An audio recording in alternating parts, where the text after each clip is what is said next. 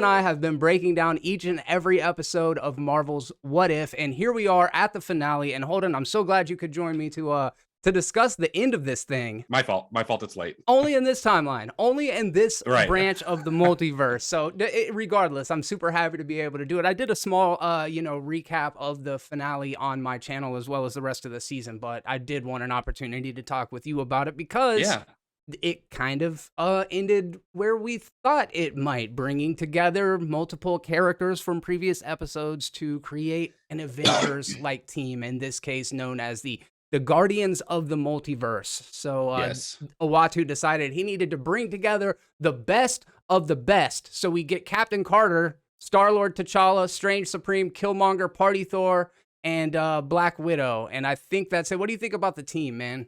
I thought it was okay, I guess. When I'm trying to think of like powerful characters or characters that could have really helped, I don't know if I would have gone with like Killmonger, that was a villain over here, and Captain Carter, who's pretty strong over there.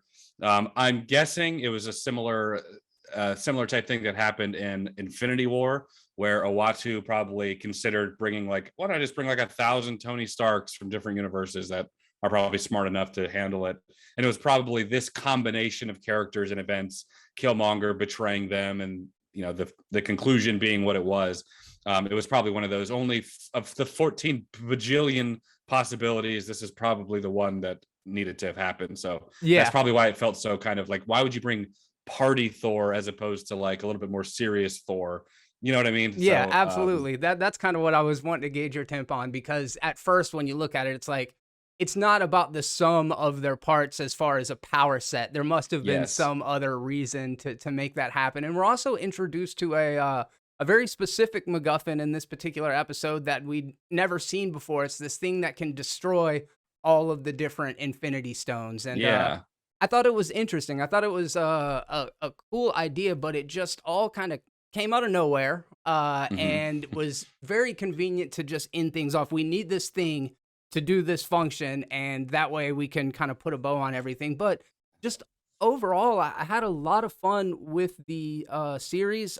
I didn't think about it until afterwards, but the Gamora situation, she was the only character that we weren't introduced to prior to getting her in the finale. So did you hear anything about that?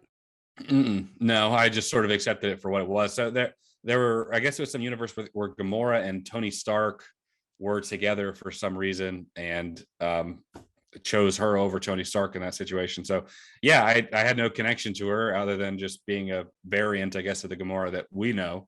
Yeah, it's interesting. I believe that it was actually supposed to be 10 episodes, but because of COVID, it got mixed up, and that particular episode got pushed off, because we did see like the Thanos armor Gamora in a lot of the promotional stuff. Yeah. Afterwards, I was like, oh, that's a little bit weird. But yeah, man, I ended up just falling down on the side of like, it did what it set out to do in terms of giving us all of these alternate versions of characters, somehow finding a good enough reason to bring it all together and give us what I thought was like a satisfying conclusion. Did you like the action and stuff in this final episode?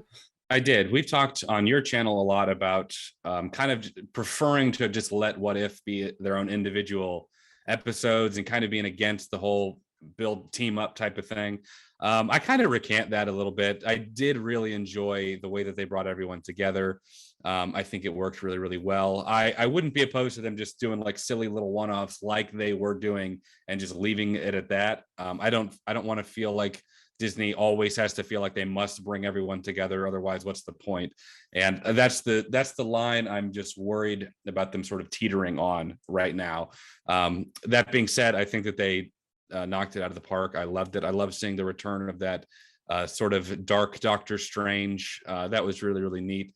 And how he's sort of the new watcher of this pocket universe, they called it, where I guess Killmonger and Infinite Vision or Infinite Ultron are just going to eternally be duking it out over these Infinity Stones. So I did enjoy it a lot. So going into this, you are a big fan of Doctor Strange, and I would say, because of What If, kind of a more recent convert, dude. I feel like he came out of this series being the MVP, and obviously by design, but he ended up kicking ass, right? Yeah, he did. And they also, there's been a lot of like girl power, like Yes. appropriate girl power in the series. And I say appropriate girl power in that because I feel like a lot of the times it can feel shoehorned to try and check a box of, did we have enough female characters? This felt like earned, and it felt Yes. right. And that's how it should be done. I feel like not treating it as like did we have a collection of girls, enough girls that got enough licks in?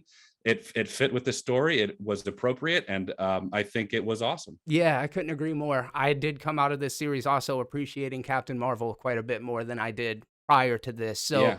I feel like it elevated my love for Doctor Strange as well as Captain Marvel. I do feel like Thor got the real goofy end of the stick Yes. by the time it was all said and done. What do you think about that?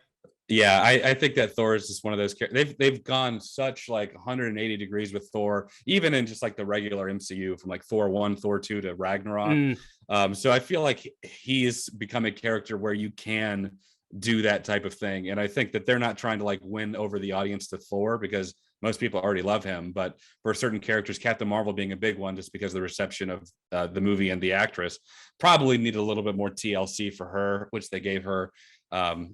So yeah, I think that the Thor thing it is what it is. I kind of would have preferred maybe to have had a more serious Thor, but just this a what if. little bit. Yeah. Yeah, Because I agree. It's a what if universe. It's fine to see the different takes, but as much reverence as I had for that character, I was like, man, they kind of did him dirty. Whatever, it's yeah. fine. So before we wrap Mhm. this thing up, I gotta ask you. I've been on record as saying what my favorite episode is. I'm curious. Now that it's over, is there one particular episode that you're like, that one is my favorite? I kind of keep going back to that Doctor Strange episode. Just like if you removed all the what if before and after, even this, and you looked at it just like at its sole story, it is like this tragedy. The whole love story between Doctor Strange and Christine was great, of him in vanity going back and attempting to save her. He can't do it. And then ending with him destroying the whole universe in an attempt to revive his loved one. I thought it was deep. I thought it explored Doctor Strange in such a wonderful way. And so that episode is probably still my favorite. Yeah. Agreed. Co-signed for all of the same reasons. I felt like that one just managed to have the most emotional grasp for a 30-minute episode, and Yeah. it made us have a deeper understanding of the character. I thought that one was really, Yeah. really good, and one that I don't think is a overwhelming fan favorite, but I really liked the Killmonger episode. How did you feel about that one? If I recall correctly, I remember saying that I liked it. I did enjoy it. I saw a lot of people commenting just throughout about killing Tony Stark off like too many times. Yeah. That being like a repeated thing, and I can kind of see that. I thought the Killmonger episode was good. I wouldn't say it was probably one of my favorites though. Yeah, I think I'm kind of gravitating towards the more tragic, the more weighty of them. And overall, I had a lot of fun with this. Obviously, there's a Same. season 2 on the way. You and I have discussed just kind of critical mass as far as how much time, especially you as a content creator, does it get overwhelming? Do you feel like a pressure the more Marvel shows that get added on, that like, oh my God, eventually I'm going to have to cover all of this shit? Well, right now, so far, with the exception of this week, again, sorry everyone, it hasn't been too bad. So I still treat it just like being a fan. I just want to watch the new episodes that come out when they come out, and then just talk about them. I don't feel like I'm ever going to be sort of like a new rock stars where we're like, I don't know, where we're doing like incredible deep dives into every tiny little Easter egg that's there.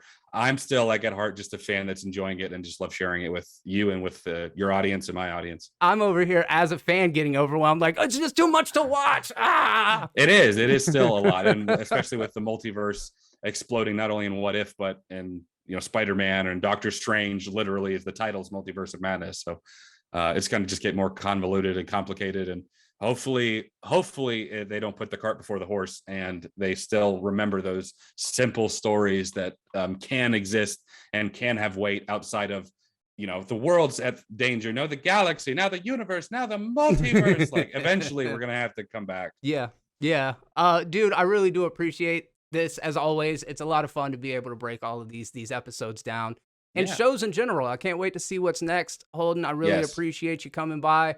And that goes for all of you as well. If you have been a part of this journey through the What If universe and beyond, we do appreciate you stopping by. I'm sure you know, but if you check down in the description, you will find a link to Holden and Jen reacting to the finale of this episode. And there's also tons of other great content over there. They're going through Harry Potter as we speak. So make sure you're subscribed to Holden Hardman. Subscribe here. And until next time, and on behalf of both of us, be terrible. Peace.